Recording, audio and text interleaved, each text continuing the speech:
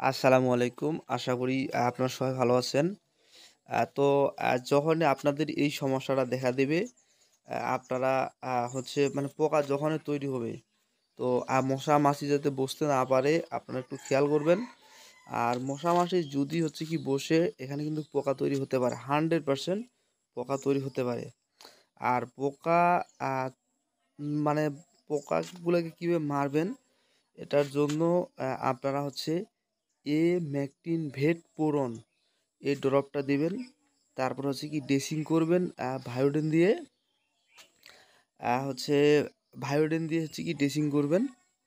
তো দর্শক মানে ঘা ফাটানোর পরে ঘাটা মানে দ্রুত কিভাবে শুকাবেন, ঘাটা দ্রুত শুকানোর জন্য আপনারা অ্যান্টিবায়োটিক ব্যবহার করতে পারেন। তো অ্যান্টিবায়োটিক এটা হচ্ছে আপনার পেনিসিলিন জাতীয় হচ্ছে পোনাপেন 40 লাখ, এটাও মারতে পারেন। তো স্টাভেট মারতে পারেন, তারপরে হচ্ছে পিপারভেট মারতে পারেন, এটা হচ্ছে ব্যথা দূর করার জন্য। তো খামারি বন্ধুরা চিকিৎসা করার আগে অবশ্যই ভেটেরিনারি ডাক্তারের পরামর্শ অনুযায়ী আপনারা চিকিৎসা করবেন। তো চিকিৎসা করলে একটা খুব ভালো রেজাল্ট আসবে। তো সবাই ভালো থাকবেন, সুস্থ থাকবেন। দেখা হবে অন্য কোনো নতুন ভিডিওতে। আল্লাহ হাফেজ।